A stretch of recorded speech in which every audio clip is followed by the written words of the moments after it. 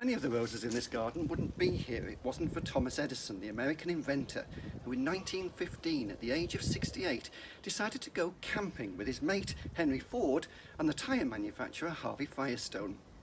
They undertook to live under canvas, to cheerfully endure wet, cold, smoke, mosquitoes, black flies and sleepless nights, just to touch naked reality once more.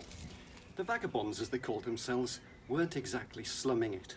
They were followed by a cavalcade of as many as 50 vehicles, carrying supplies and their army of waiting staff and cooks.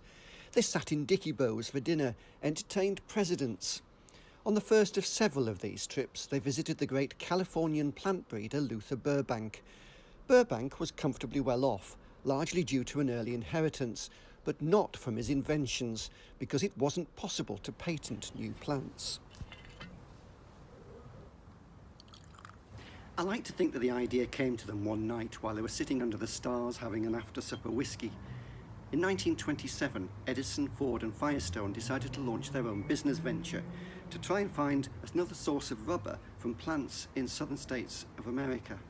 With a business interest of his own now at stake, Edison joined those lobbying for a change in the patent law. In May 1930, his efforts were rewarded when Herbert Hoover signed the US Plant Patent Act. Beautiful.